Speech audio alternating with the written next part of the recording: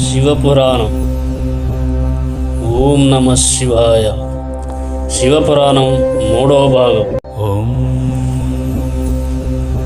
దేవతల తృప్తి కొరకు బ్రాహ్మణుడు నిత్యము బ్రహ్మయజ్ఞం చేయాలి. వేదాధ్యాయానికి బ్రహ్మయజ్ఞమని పేరు. ఉదయం నిత్యకర్మను ఆచరించి ఆపై సాయంకాలం వరకు వేద పఠనం చేయాలి. ఇక సాయంకాలానంతరం వేద పఠనానికి విధి లేదు. ఇక అగ్ని లేకుండా చేసే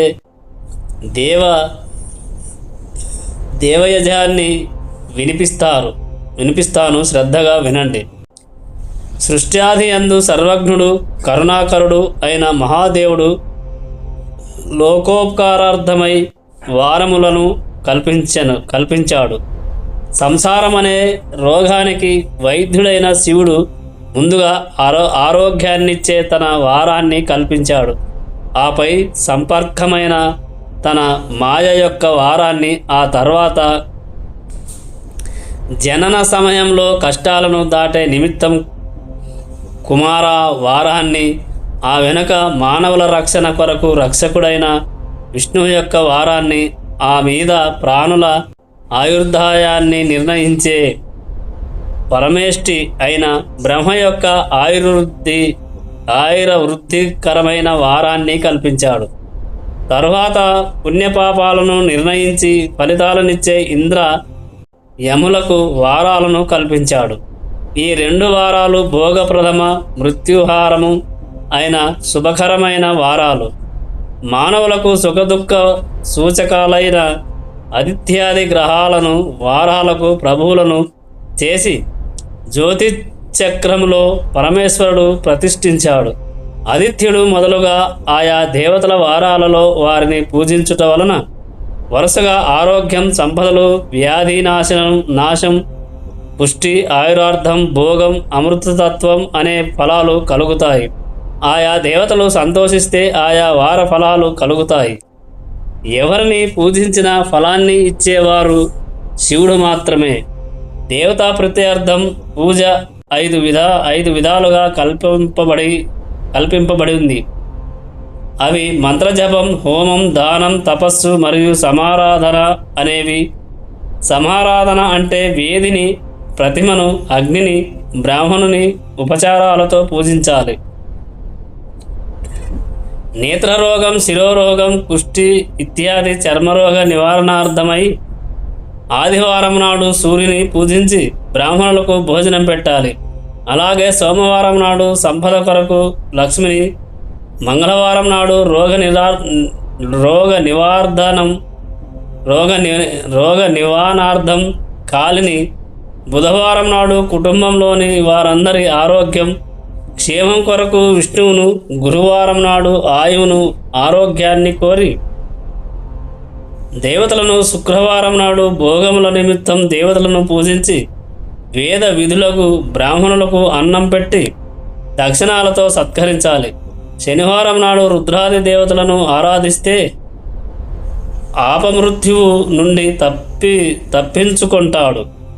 దేవతారాధన నిత్యం చేయాలి. గృహస్థుడు తన గృహంలో శుభకర్మలకు ఆదియందు, అశుభకర్మలకు అంతమునందు, జన్మతిథి నాడు శుభాలను కోరి ఆదిత్యాది గ్రహాలను ఆరాధించాలి. బ్రాహ్మణులు మంత్రయుక్తంగాను, ఇతరులు తంత్రోయుక్తంగాను దేవయజ్ఞాన్ని చేయాలి. పేదవాడు తపస్సుతోనూ, ధనవంతుడు ధనంతోనూ దేవ పూజ చేస్తే అది ఇహపర సాధకమవుతుంది. నీడనిచ్చే చెట్టును పాతుట, చెరువులు త్రవ్వించుట, దేవాలయ వేద పాఠశాలలను స్థాపించుట ఇత్యాది కర్మకార్యాలను ధనవంతుడు చేస్తే అనేక భోగభాగ్యాలను పొంది జ్ఞానసిద్ధిని కూడా పొందుతాడు. దానము, దేశకాల పాత్రలు. సుతుని ఋషులు దేశకాల పాత్రల గురించి, దాన విశేషాన్ని గురించి చెప్పమని కోరగా సుతుడిలా అంటున్నాడు: ఋషులారా, దేవయజ్ఞాది కర్మలయందు శుద్ధ గృహం సమఫలాన్ని ఇస్తుంది. ఆ పైన గోశాల, జలాశయ తీరం, మహారేడు, తులసి, రావ చెట్ల మూలం దేవాలయం, తులసి రావి చెట్లు మూలం. మారేడు తులసి రావి చెట్లు మూలం. దేవాలయం, తీర్థం, నదీ తీరం, సప్తగంగా తీరాలు ఇవన్నీ క్రమంగా ఒకదానికంటే మరొకటి 10 రెట్లు ఫలాన్నిస్తాయి. గంగా, గోదావరి, కావేరి, తామ్రపర్ణి, సింధు, సరయు, రేవా నదులకు సప్తగంగలని పేరు. వీటికంటే సముద్ర తీరం దానికంటే పర్వత శిఖరం శ్రేష్టమైనవి. మనస్సుకు నచ్చిన స్థలం అన్నింటికంటే గొప్పది. యజ్ఞ దానాది కర్మలకు కృతయుగంలో సంపూర్ణ ఫలం. త్రేతాయుగంలో 3 వంతుల, ద్వాపరయుగంలో సగం, కలిలో 4వ వంతు, కలిలో సగం పూర్తయ్యాక 4వ వంతు కంటే తక్కువ ఫలం లభిస్తుంది. పవిత్రమైన అంతఃకరణతో పవిత్ర దినాన పుణ్యకర్మను ఆచరిస్తే సమఫలం లభిస్తుంది. రవి సంక్రమణం నాడు వివత్తుల యందు, దక్షిణాయన ప్రారంభంలోను, మకర సంక్రాంతి నాడు, చంద్రగ్రహణం నాడు, సూర్యగ్రహణం కాలమందు ఆచరించిన పుణ్యకర్మలకు క్రమంగా ఒకదానికంటే మరొకటి దానికి 10 రెట్లు ఫలం అధికం. జన్మ నక్షత్రం వచ్చిన దినం, వ్రత సమాప్తి అయిన దినం ఇవి సూర్యగ్రహణ కాలంతో సమానమైనవి. మహాపురుష సంగమం కోటి సూర్యగ్రహణాలతో సమానమైనది. తపోనిష్ఠులు, జ్ఞాననిష్ఠులు, యోగులు మరియు యతులు, పూజార్హులు వీరు పాపక్షయ కారకులు. గాయత్రిని 24 లక్షల జపం చేసిన బ్రాహ్మణుడు సంపూర్ణ భోగభాగ్యాలనిచ్చే పాత్ర అని చెప్పబడుచున్నాడు. మానవుడు పతనం కాకుండా రక్షించే శాస్త్రానికి పాత్రము అని పేరు. మరియు దాతను పాతకముల నుండి రక్షించేవాడు కనుక యోగ్యుడైన ప్రతి గ్రహీత పాత్రము అనబడుతున్నాడు. గానం చేయు వానిని రక్షిస్తుంది కనుక గాయత్రి అని పేరు. లోకంలో ధనం లేనివాడు ఇతరులకు ధనాన్ని దానం చేయలేడు కదా. అలాగే స్వయం శుద్ధుడు కానివాడు ఇతరులను రక్షించలేడు. గాయత్రి మంత్ర శుద్ధ బ్రాహ్మణుడు అనబడుతున్నాడు. అలాంటి బ్రాహ్మణుడు జప, హోమ, పూజాది సర్వకర్మల యందు దానం చేయటానికి, స్వీకరించటానికి అర్హుడు. ఆకలితో బాధపడుతున్న వారెవరైనా అన్నదానానికి అర్హులే. మనోనిగ్రహం గల శ్రేష్ఠుడైన బ్రాహ్మణుని చెంత గాయత్రిని మంత్రార్థ పూర్వకముగా సంపూర్ణంగా కానీ లేదా కేవలం మంత్రాన్ని కానీ తెలుసుకుంటే అభిష్టాలన్నీ నెరవేరుతాయి. అడిగితే ఇచ్చే దానం కంటే అడగకుండా ఇచ్చే దానం గొప్పది. జాతి మాత్రం బ్రాహ్మణుడై దీనంగా జీవిస్తున్నాడు.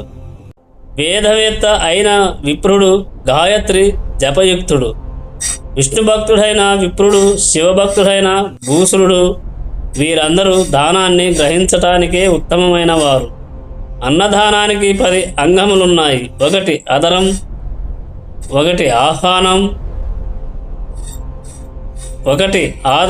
2 ఆహ్వానం, 3 అభ్యంగనం, 4 పాదసేవ, 5 వస్త్రం, 6 గంధాదులతో పూజ, 7 అప్పములు పచ్చళ్ళతో కూడిన షడ్రసో ఉపేతమైన భోజనం, 8 తాంబూలం, 9 దక్షిణ, 10 నమస్కారం.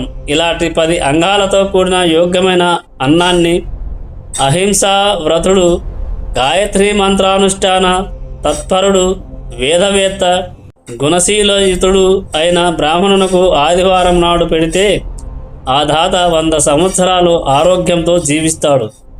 అన్నిటా అర్హుడైన బ్రాహ్మణుడు దొరికితే మాత్రం సత్కరించకుండా పంపించకూడదు.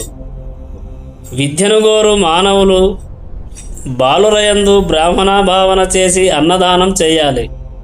పుత్రార్థి అయినవాడు యువకులయందు విష్ణుబుద్ధితో దానం చేయాలి. జ్ఞానార్థి అయినవాడు వృద్ధులయందు రుద్రబుద్ధితో దానం చేయాలి. సద్బుద్ధిని కోరు మానవులు కన్యలయందు సరస్వతి భావనను, భోగాలను కోరువారు యువతులయందు లక్ష్మీ బుద్ధితోనూ, ఆత్మజ్ఞానాన్ని కోరువారు వృద్ధ స్త్రీల యందు పార్వతీ భావనతోనూ దానాలను చేయాలి. ఋషులారా, సంపాదన మార్గాన్ని అనుసరించి ఉత్తమం, మధ్యమం, అధమం అని ధనం 3 విధాలుగా ఉంటుంది. శుద్ధమైన ద్రవ్యాన్నే దానం చెయ్యాలి. దానివల్ల పూర్ణఫలం వస్తుంది. స్త్రీలకు తండ్రి, భర్త ఇచ్చిన ద్రవ్యం ఉత్తమం. గోవు, భూమి, తిలలు, బంగారం, నేయి, వస్త్రములు, ధాన్యము, బెల్లము, వెండి, లవణం, గుమ్మడికాయ, కన్య, ఈ 12 వస్తువులు దానార్హమైనవి. పనస, మామిడి వంటి పండ్లు, మినుము, కంది, పెసర వంటి పప్పులను, మిరియాలు, ఆవాలు, ధనియాలు ఇలాంటి శాఖోపకారాలను దానం చేయాలి. ఇక విద్వాంసులు ఇతర శ్రోత్రాది ఇంద్రియాలకు ఆనందాన్నిచ్చే శబ్దాది విషయాలను దానం చేస్తే ఇంద్రియాధిష్టాన దేవతలు సంతోషిస్తారు.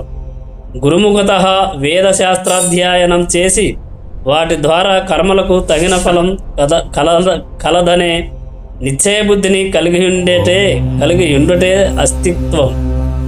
అస్తిక్యం. ఇతరుల భయం వల్ల అస్తిక్యాన్ని కలిగి ఉన్నట్లు నటించుట అధమం. దరిద్రుడు ఏమీ లేనివాడే అయినా వాచిక, కాయిక యజ్ఞాలను చేయాలి. మంత్రోస్తోత్ర పాఠం, జపం ఇత్యాదులు, వాచిక యజ్ఞం, తీర్థయాత్ర వ్రతాలను ఆచరించుట ఇత్యాదులు. కాయిక యజ్ఞం ఏదో ఒక ఉపాయం చేత కొద్దిగానైనా దేవతా అర్పణ బుద్ధితో కర్మను చేయాలి. తపస్సును, దానాన్ని విడిచిపెట్టకూడదు. ఈశ్వరార్పణ బుద్ధితో చేసిన దానం కానీ ఏ కర్మ అయినా సరే మోక్షాన్ని ఇస్తుంది. పూజా విధానం, పూజా ఫలం. ఋషులు సుతుణ్ణి పార్థివ ప్రతిమ పూజా విధానాన్ని గూర్చి చెప్పవలసిందని కోరగా సూత మహర్షి సూతుడిలా అంటున్నాడు: ఋషులారా, మీరు చక్కగా అడిగారు. సర్వకాలాల్లోనూ సర్వఫలాలను ఇచ్చి వెంటనే దుఃఖాన్ని పోగొట్టే పూజా విధిని చెబుతున్నాను, వినండి. దీనివల్ల అపమృత్యు దోషం, కాలమృత్యు దోషం రెండూ పోతాయి. భార్య, పుత్ర, ధనాధాన్యాదులు లభిస్తాయి. మట్టి మొదలైన వాటితో చేసిన ప్రతిమలకు ప్రాణప్రతిష్ఠ చేసి పూజిస్తే సర్వాభిష్టాలు సిద్ధిస్తాయి. స్త్రీ పురుషులిరువురుకు ఇందులో అధికారం ఉంది. పరిశుద్ధమైన మట్టిని తీసుకొని మంచి గంధపు పొడిని కలిపి ప్రతిమను చేసి మంటపంలో ఉంచి పాలతో సంస్కరించి పద్మాసనాన్ని స్థాపించి శ్రద్ధతో పూజించాలి. షోడశోపచారాలతో పూజించి నైవేద్యం పెట్టాలి. వినాయక, ఆదిత్య, విష్ణు, పార్వతీ పరమేశ్వరులను నిత్యం పూజించాలి. శివాభిషేకం వల్ల చిత్తశుద్ధి, గంధార్పణ వల్ల పుణ్యం, నైవేద్యం వల్ల ఆయురార్ధాయం, ధూపం వల్ల ధనం, దీపం వల్ల జ్ఞానం, తాంబూలం వల్ల భోగం లభిస్తాయి. పూజా విధి అయిన తర్వాత నమస్కార జపములను మరవరాదు. విఘ్నేశ్వరుని పూజించుట వల్ల ఇహలోకంలో సకలాభిష్టములు నెరవేరుతాయి. శుక్రవారం నాడు, శ్రావణ, భాద్రపద మాసాలలో శుక్లపక్ష చవితి నాడు, ధనుర్మాసంలో శతభిష నక్షత్రం నాడు తప్పక పూజించాలి. తిథి, నక్షత్ర యోగములకు వారమే రోజు ఆధారం. వారానికి పెరుగుదల తగ్గుదల లేదు కనుక వారం పూర్ణ స్వరూపం. సూర్యోదయం నుండి సూర్యోదయం వరకు వారంగా, రోజుగా లెక్కించాలి. తిథి యొక్క ఆదియందు దేవపూజ ప్రశస్తం, పూర్ణభోగాలు లభిస్తాయి. రాత్రితో కలిసిన తిథి యొక్క పూర్వభాగం దేవతారాధనకు ఉత్తమం. తిథి యొక్క ద్వితీయార్థం పగటితో కూడి ఉంటే దేవపూజకు శ్రేష్టం. తిథి ఉదయం వ్యాపించి మధ్యాహ్నం వరకు ఉంటే ప్రశస్తం. పూజా శబ్దానికి వ్యుత్పత్తి ఏమిటంటే పూహాజాయతే అనేనా. ఈ కర్మచేత పూర్ణమైన భోగాలు జాయతే కలుగుతున్నాయి. నిత్య నైమిత్తిక కర్మలు కాలాంతరమునందు కామ్యకర్మలు వెంటనే ఫలితాన్నిస్తాయి. ఋషులారా, త్రిమూర్తులకు, ఇంద్రాది దిక్పాలకులకు, తక్కిన దేవతలకు, దేవజాతులైన స్త్రీ పురుషులకు, దిగ్గజాలకు, పాతాళలోక వాసులైన మహానాగాలకు, ధన్వంతరి, అశ్విన్యాది దేవతలకు వారికి ఇష్టమైన తిథి, వార, నక్షత్ర, పక్షమాసములున్నాయి. వాటిని తెలుసుకొని ఆ సమయంలో వారిని పూజిస్తే కోరిన ఫలాలు వెంటనే లభిస్తాయి. కర్మలను నిష్కామంగా చేస్తే జ్ఞానమే దాని సిద్ధి అవుతుంది. స్థావర జంగమాత్మకమైన ఈ సర్వ జగత్తు బిందునాదాత్మకం. బిందువు శక్తి, శివుడు నాదం. శివశక్తి స్వరూపమే జగత్తు. బిందువునకు నాదం ఆధారం. ఈ జగత్తుకు బిందువు ఆధారం. బిందు నాదాలు రెండు జగత్తుకు ఆధారాలు. బిందువు నాదంలో కలియటం సకలీకరణం, దాని నుండే జగత్తు యొక్క ఆవిర్భావం.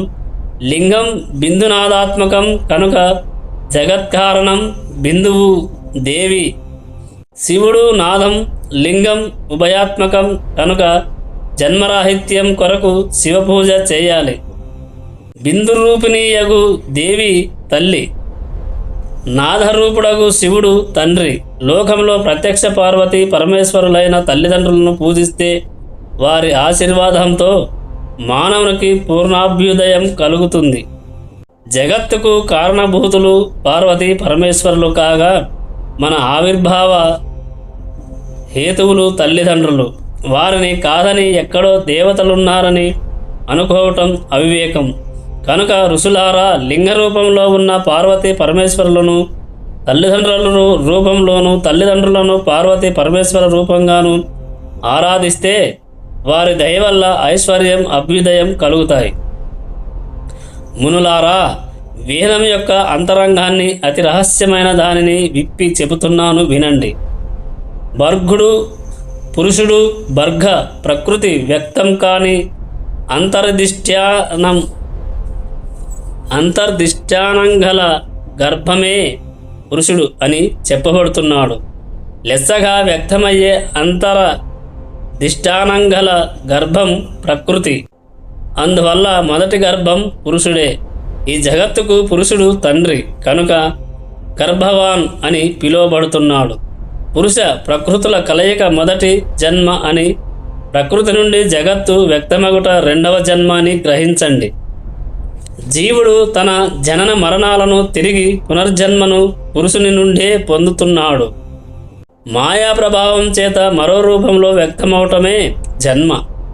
జన్మించినది మొదలుగా జీర్ణమయ్యే నశించే స్వభావం కలవాడు కనుక జీవుడు. పుట్టింది మొదలు పాశములచే బంధింపబడినవాడు అని జీవశబ్దానికి మరో అర్థం. ఈ జన్మ పాశ నివృత్తికై మహితాపితృరూపమైన శివలింగాన్ని, జన్మలింగాన్ని అర్చించాలి. భం గచ్చతీతి భగః. భం వృద్ధిని, గచ్చతి ఇతి పొందునది కనుక భగం అని ప్రకృతికి పేరు. ప్రకృతి నుండి ఈ సృష్టి ఇలా వృద్ధి పొందుతూనే ఉంటుంది.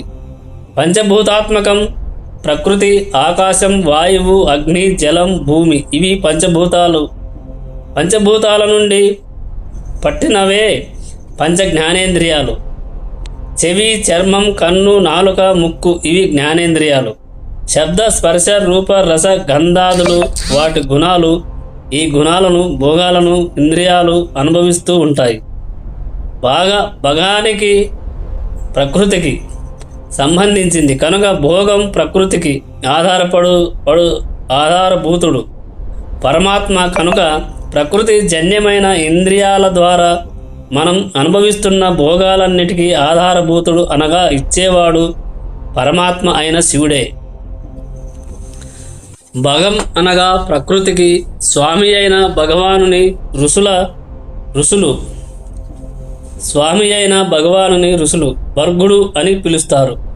పురుష ప్రకృతులు రెండు. అవిభాజ్యతత్వం లోకాలను ప్రకాశింపచేసే సూర్యుడు. ప్రత్యక్ష భగవానుడు లోకంలో తల్లి బిడ్డకు జన్మనిచ్చిన గర్భకారకుడు తండ్రి. అలాగే ప్రసవ ధర్మం గల ప్రకృతి యందు ఈ జగత్తును సృష్టించేవాడు లింగరూపుడైన శివుడు. లింగం అంటే గుర్తు లేక చిహ్నం. పురుష శబ్ద వాచ్యుడైన పరమాత్మకు చిహ్నమే లింగం. ఆదివారం నాడు మహాలింగాన్ని పంచ గవ్యాలతో ఓంకారంతో అభిషేకించాలి. గోమయం, గోజలం, గోక్షీరం, పెరుగు, నెయ్యి ఇవి పంచగవ్యాలు. ఓంకారానికి ధ్వని లింగమని, స్వయంభూ లింగానికి నాదలింగమని, మంత్రానికి బిందులింగమని, ప్రతిష్ఠిత లింగానికి మకారలింగమని, ఉత్సవ మూర్తులకు ఉకారలింగమని, గురువు యొక్క శరీరానికి ఆకారలింగమని పేర్లు. శివభక్తి కలగటానికి సులువైన ఉపాయం చెబుతాను వినండి. మానవుడు రుద్రాక్ష ధారణ వలన 4వ వంతు భక్తిని, విభూతి ధారణ వలన అర్ధభాగాన్ని, మంత్రజపం వల్ల 3 వంతుల భక్తిని పూజిస్తే పూర్ణ భక్తిని పొందుతాడు. పూర్ణ భక్తి కుదిరితే జన్మరాహిత్యమే దాని ఫలం. ప్రణవ పంచాక్షరి మంత్ర మహిమ, శివలోక వైభవం. సూతుని మహర్షులు ఓంకార మహిమను 6 లింగముల మహిమను, శివభక్తుని పూజించే క్రమాన్ని వివరించవలసిందిగా కోరగా సూతుడిలా అంటున్నాడు. మహర్షులారా, శివుని కృపతో మీకు సమాధానం చెబుతున్నాను వినండి. అందరి రక్షణ భారాన్ని ఆయన స్వీకరించుగాక. ప్రకృతి నుండి పుట్టిన సంసార మహాసముద్రానికి ప్రహ అని పేరు. దానిని దాటించే నావ కనుక ఓంకారానికి ప్ర ప్లస్ నవ ప్రణవం అని పేరు. ప్రహ ప్రపంచం, నా లేదు వహ మీకు. ఈ అర్థాన్ని బట్టి కూడా ఓంకారానికి ప్రణవం అనే పేరొచ్చింది. ప్రహ నిశ్చయంగా నా మోక్షమునకు నడిపించును. వహ మిమ్మలను అనే అర్థంలో కూడా ప్రణవ శబ్దం సిద్ధించింది. మాయాతీతుడు శుద్ధ చైతన్య స్వరూపుడు అయిన పరమాత్మకు నూతనుడు అనే పేరు. సాధకుడైన వారిని నూతనునిగా చేస్తుంది కనుక ఓంకారానికి ప్రణవమని పేరు. ప్రణవం స్థూల సూక్ష్మ భేదం చేత 2 రకాలుగా ఉంది. ఓం అనే ఏకాక్షరానికి సూక్ష్మ ప్రవణమని, పంచాక్షరికి స్థూల ప్రవణమని పేర్లు. సూక్ష్మ ప్రవణంలో అవ్యక్తంగా ఉన్న పంచవర్ణాలు స్థూల ప్రవణంలో సువ్యక్తమయ్యాయి. జీవన్ముక్తుడైన జ్ఞాని సర్వమంత్ర సారమైన సూక్ష్మ ప్రవాన్ని ప్రణవ ప్రతిపాద్యమైన పరమాత్మను ధ్యానిస్తూ దేహ పతన పర్యంతం జపించాలి. అట్టి జ్ఞాని శివునిలో లయమవుతాడు. అర్థానుసంధానం లేకుండా కేవల మంత్ర జపాన్నే చేసిన వ్యక్తి యోగి అవుతాడు. సూక్ష్మ ప్రణవం తిరిగి హ్రస్వం, దీర్ఘం అని 2 విధాలు. ఆకారం, ఉకారం, మకారం, బిందువు, నాదం, శబ్దం, కాలం, కళ వీటితో కూడినది దీర్ఘ ప్రణవం. ఇది హృదయంలో మాత్రమే ఉంటుంది. ఆకార, ఊకార, మకారాలతో కూడిన ప్రణవం హ్రస్వ ప్రణవం. ఆకారం శివుడు, ఊకారం శక్తి, మకారం శివశక్తుల ఐక్యం. సర్వపాప క్షయాన్ని కోరే సాధకుడు ఈ దృష్టితో హ్రస్వ ప్రణవాన్ని జపించాలి. ఇక ప్రవృత్తులు అంటే రక్తి మార్గమైన కర్మ మార్గంలో అనగా సంసారంలో ఉన్నవారు హ్రస్వ ప్రణవాన్ని మాత్రమే జపించాలి. విరక్తి అంటే జ్ఞాన మార్గంలో ఉన్న నివృత్తులు దీర్ఘ ప్రవణాన్ని జపించాలి. వేద పఠనాన్ని ఆదిలోను ఉభయ సంధ్యల యందు చేసే సంధ్యావందనంలోనూ ఓంకారం చేయాలి. 9 కోట్ల ఓంకారాన్ని జపించిన పురుషుడు ముందు పరిశుద్ధుడవుతాడు. ఆపై పృథ్వీతత్వం మొదలుగా ఆకాశతత్వం వరకు 45 కోట్ల ఓంకారాన్ని జపించాలి. ఈ విధంగానే ఆ పంచేంద్రియ గుణాలైన గంధాదులు మొదలు శ్రవణం వరకు 45 కోట్ల ఓంకారాన్ని జపిస్తే వాటిని జయిస్తాడు. ఇంకొక 9 కోట్లు జపిస్తే అహంకార తత్వాన్ని జయిస్తాడు. మునులారా, ఆ పైన ఆత్మసాక్షాత్కార పర్యంతం జపాన్ని కొనసాగించాలి. ఈ విధంగా 108 కోట్ల ఓంకారాన్ని జపించిన వ్యక్తి జ్ఞాని అయి శుద్ధ యోగాన్ని పొంది జీవన్ముక్తుడవుతాడు. మంత్రం యొక్క ఋషి, ఛందస్సు, దేవత ఇత్యాదులను స్మరించి అంగాన్యాస కరన్యాసాలతో జపం చేయాలి. ఆకారాది హకార పర్యంతం ఆ వర్ణాలతో కూడిన ప్రణవాన్ని తన దేహంలో న్యాసం చేసి వ్యక్తి ఋషి అవుతాడు. క్రియా యోగి, తపోయోగి, జపయోగి అని శివయోగులు 3 విధాలుగా ఉన్నారు. సంపదను వినియోగించి శివపూజ చేస్తూ సాష్టాంగ నమస్కారాది క్రియతత్పరుడగు భక్తుడు క్రియాయోగి. మితహారుడై బాహేంద్రియాలను జయించి పూజాతత్పరుడై ద్రోహ చింత లేనివాడు తపోయోగి. ఈ గుణాలనే కలిగియుండి కామ క్రోధాలను జయించి శాంత మనస్కుడై సర్వకాలములయందు జపం చేయు భక్తుడు జపయోగి. ఇలాంటి వారిని పూజించాలి. ఇప్పుడు జపయోగాన్ని గూర్చి చెబుతాను. తపస్సు చేసుకోవాలనే వారి కొరకు జపం విధించబడింది. జపం జన్మబంధాన్ని తుడిచివేస్తుంది. ముందుగా నమః ఉచ్చరించి తర్వాత చతుర్థి విభక్తిలో శివనామాన్ని చేర్చగా నమఃశివాయ అను పంచాక్షరి మంత్రం ఏర్పడింది. ఓంకారంతో కలిపి దీనిని జపించాలి. శుక్లపక్షంలో ప్రారంభించి కృష్ణపక్షాంతం వరకు జపించాలి. మాఘ భాద్రపద మాసాలు జపానికి ఉత్తమమైనవి. సాధకుడు జప సమయంలో 1 పూట మాత్రమే భుజించాలి. మితభాషి అయి శమధమాదులను కలిగి ఉండాలి. మాతృదేశ సేవ, మాతపితృ సేవ విడవరాదు. శివుని ఇలా ధ్యానించాలి. శ్లోకం: పద్మాసనస్థం శివధం గంగా చంద్రకళాన్వితం వామోతురు తితచక్వాచ విరాజంతం మహాగణైః మృగటంకధరం దేవం వరదాభయ పానికం సదానుగ్రహకర్తారాం సదాశివ మనుస్మరన్. పద్మాసనస్థుడు శుభాలనిచ్చేవాడు, గంగతో చంద్రకళతో కూడినవాడు, వామంకమందు శక్తితో కూడినవాడు, ప్రమదఘన పరివేష్టితుడు, మృగధరుడు, త్రిశూలధరుడు, హస్తములయందు వరద అభయముద్రలను ధరించిన అనుగ్రహ స్వరూపుడు అయిన సదాశివుని స్మరిస్తున్నాను. సాధకుడెప్పుడు హృదయంలో గాని సూర్యమండలమందు గాని శివుని భావన చేసి మానసిక పూజ చేసి తూర్పుముఖంగా కూర్చొని పంచాక్షరిని జపించాలి. ఆపై జపం పూర్తయిన రోజు కృష్ణపక్ష చతుర్దశి నాడు 12,000 పంచాక్షరిని జపించి శివభక్తులైన బ్రాహ్మణ శ్రేష్ఠులను భార్యలతో కూడియున్న వారిని వరించి వారి యందు ఈశాన, తత్పురుష, అఘోర, వామదేవ సద్యోజాత రూపాలను భావన చేసి పూజించాలి. అట్టి శివభక్తుడు కల్పాంతం వరకు శివలోకంలో ఉంటాడు. మునులారా, ఈ సృష్టి అనంతం. ఇదంతా శివస్వరూపం. ఇందులో అనంతకోటి శివ లోకాలున్నాయి.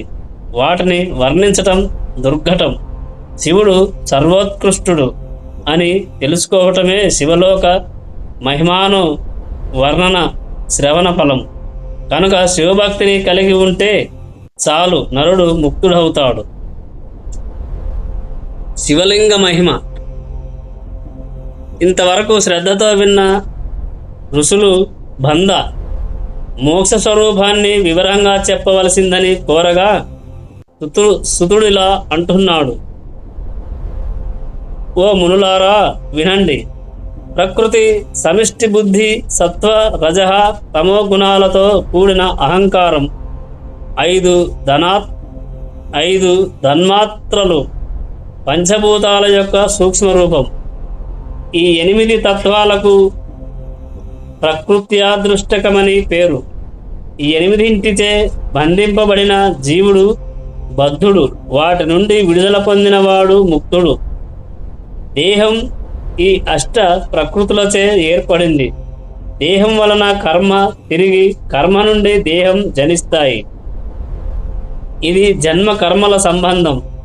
స్థూల సూక్ష్మ కారణ భేదం చేత శరీరం 3 విధాలు. స్థూల శరీరం కర్మలను చేస్తుంది. సూక్ష్మ శరీరం ఇంద్రియ భోగాలను, కారణ శరీరం ఆత్మానందాన్ని పొందుతూ ఉంటాయి. పుణ్య పాప రూపమైన కర్మలు సుఖ దుఃఖ రూప ఫలాలను ఇస్తుంటాయి. ఈ విధముగా జీవుడు కర్మపాశ బంధితుడై సంసార చక్రంలో తిరుగుతూ ఉంటాడు. ఇందులోంచి బయటపడాలంటే సృష్టికర్త అయిన ఈశ్వరుణ్ణి ప్రార్థించాలి. ప్రకృత్యాదృష్టకమే ఈ మహాచక్రం. శివుడు దానికంటే పరుడు. బీజం నీటిని పీల్చి ఉబ్బి అంకురిస్తుంది. అలాగే చక్రకర్త అయిన ఈశ్వరుడు ఈ అష్టకాన్ని వశం చేసుకొని సృష్టి చేస్తుంటాడు. సర్వము ఆయన వశంలో ఉంటుంది. కనుక ఆయన శివుడయ్యాడు. సర్వజ్ఞత్వం, పరిపూర్ణత్వం, తృప్తి, అనాది జ్ఞానం, స్వతంత్ర్యము, అక్షిణ శక్తి, అనంతత్వం ఇవి ఆయన మానస ఐశ్వర్యాలు. ఇది వేదానికి మాత్రమే తెలుసు. జీవానుగ్రహం చేత ప్రకృతిష్టకం వశమవుతుంది. అనుగ్రహం పూజ వల్ల లభిస్తుంది. విస్పృహుడు పూర్ణుడు అయిన శివుని ఎలా పూజించాలి అంటే కర్మలను ఈశ్వరార్పణ బుద్ధితో చేయాలి. లింగమునందు మూర్తి యందు శివభక్తుని యందు శివభావన చేసి మనోవాక్కాయ కర్మలతో ధనంతో అర్పించాలి. ఇట్టి భక్తునికి సాలోక్యం లభిస్తుంది. సాంబుని సమీప్యాన్ని పొందుతాడు. సమిష్టి బుద్ధి కూడా వశమవుతుంది. శివక్రియ, శివ తపస్సు, శివ మంత్ర జపం, శివధ్యానం, శివజ్ఞానం వీటిని బ్రతికి ఉన్నంత వరకు విడవరాదు. ఇంకా లింగాదుల యందు శివ పూజా విధానాన్ని చెబుతాను వినండి. సూక్ష్మ ప్రవణం మొదటి లింగం, స్థూల ప్రవణం రెండవ లింగం. పృథ్వీ విహారాలైన లింగాదులను కూర్చి చెబుతాను వినండి. స్వయం భూలింగం, బిందులింగం, ప్రతిష్టలింగం, చరలింగం, గురులింగం ఇలా 5 ఉన్నాయి. దేవతల ఋషుల భక్తుల తపస్సుకు మెచ్చి భూమి లోపల నాద రూపంలో ఉన్న శివుడు బీజం భూమిని ఛేదించి అంకురించిన తీరున తనంత తానుగా ప్రకటితమైతే అది స్వయంభూలింగం. బంగారము వెండి రేకులపై కానీ భూమి వేదిపై కానీ ప్రణవాన్ని లిఖించి అర్చన చేయవచ్చు. బిందులింగ నాదలింగాలు స్థిర చర భేదాలతో ఉంటాయి. దేవతలచే గాని ఋషులచే గాని స్థాపింపబడిన లింగం పౌరుషలింగం లేక ప్రతిష్టలింగం. శిల్పి నిర్మిత లింగం ప్రకృత లింగం. నిత్యమైనది పౌరుషం, అనినిత్యమైనది ప్రాకృతం. నాభి జిహ్వ నాసికాగ్రహం శిఖ ఈ క్రమంలో కటి హృదయం శిరస్సు ఈ 3 స్థానాలలోనూ భావన చేయబడిన లింగం ఆధ్యాత్మిక లింగం మరియు చరలింగం. కటి బ్రహ్మలోకం, హృదయం విష్ణులోకం, శిరస్సు శివలోకం, పర్వతం పౌరుషలింగం, భూమి ప్రాకృతలింగం. వృక్షాదులు విలువైన ధాన్యం, గోధుమలు, అనిమాద్యష్ట సిద్ధులు, పౌరుషాలు, గుల్మాదులు, తక్కువ రకం ధాన్యాలు, భార్యధనం ఇవి ప్రాకృతాలు. చరలింగాలలో రసలింగం శ్రేష్టం. బాణలింగం రాజులకు, బంగారు లింగం వైశ్యులకు, రాతిలింగం కర్షకులకు శ్రేష్టం. స్ఫటికంతో చేసిన బాణలింగం అందరికీ పూజనీయం. భర్తగల స్త్రీలకు పార్థివలింగం. ప్రకృతి మార్గంలో ఉన్న భర్తృహీనులైన వారికి స్ఫటికలింగం శ్రేష్టం. నివృత్తి మార్గంలోని వారికి రసలింగం శ్రేష్టం. వయోనిమిత్తం లేకుండా స్త్రీలకు స్ఫటికలింగం శ్రేష్టం. ప్రవృత్తి మార్గంలో ఉన్నవారు గురువు సహాయంతో పూజించి నైవేద్యం పెట్టాలి. నివృత్తి మార్గంలో ఉన్నవారు అరచేతిలో లింగాన్ని పూజించి భిక్షణాన్ని నైవేద్యం పెట్టాలి. ఈ మార్గంలోని వారికి సూక్ష్మలింగం శ్రేష్టం. నైవేద్య పర్యంతం పూజంతా విభూతితోనే. లోకాగ్నిజం, వేదాగ్నిజం, శివాగ్నిజం అని విభూతి 3 విధాలు. లౌకికాగ్ని నుండి పుట్టిన భస్మను పాత్రశుద్ధికి వాడాలి. వైదికాగ్ని యందు పుట్టినది వైదిక భస్మ. ఆ అగ్నిలో అఘోరభ్య అను శివమంత్రాన్ని ఉచ్చరించి మారేడు, జమ్మి, రావి, మోదుగా పుల్లలను శివాగ్ని యందు దహిస్తే లభించే భస్మ శివాగ్నిజం. శివమంత్రాన్ని జపిస్తూ దర్భల జ్వాలయందు పుల్లలను కాల్చి ఆ భస్మను వస్త్రాక్షాళితం చేసి కొత్త కుండలో దాచి ధరిస్తే ఆ వ్యక్తి శోభను పొందుతాడు. రాజు ప్రజల నుండి సారభూతమైన పన్నును గ్రహిస్తాడు. మనుషులు ధాన్యాదులను, వివిధ భక్ష్యాలను పచనం చేసి తిని జఠరాగ్ని సహాయంతో వాటి సారాన్ని గ్రహిస్తారు. అలాగే ఈ ప్రపంచాన్ని సృష్టించిన పరమశివుడు జగత్తు దహింపబడగా దాని సారమైన భస్మను తన దేహానికి పూసుకుంటాడు. భస్మ మిషతో జగత్సారాన్ని గ్రహిస్తున్నాడని అర్థం చేసుకోవాలి. ఆకాశసారంతో కేశాలను, వాయుసారంతో ముఖాన్ని, అగ్నిసారంతో హృదయాన్ని, జలముల సారంతో నడుమును, పృథ్వీసారంతో మోకాళ్ళను, ఈ విధముగా జగత్సారాన్ని ఆయన ధరిస్తాడు. బ్రహ్మ, విష్ణు, రుద్రుడు వీరి సారభూతమైన భస్మను మహేశ్వరుడు లాలాటమందు త్రిపుండ్ర రూపంలో ధరిస్తాడు. ఈ విశ్వమంతటిని వంశం చేసుకొన్నాడు కనుక ఆయన శివుడైనాడు. ఏ విధముగా సింహాన్ని వశం చేసుకోగల మరో మృగం లేదో అలాగే శివుని వశం చేసుకోగల తదన్యుడు లేడు. శం అనగా శాశ్వతానందం, ఈకారం పురుషబోధకం, వాకారం శక్తిని, అమృతాన్ని బోధిస్తుంది. వీటి కలయికకు శివుడని పేరు. భక్తుడు తన ఆత్మను శివస్వరూపంగా భావించి పూజించాలి. శివగురువు శిష్యుని గుణత్రయాన్ని నిర్మించాలి.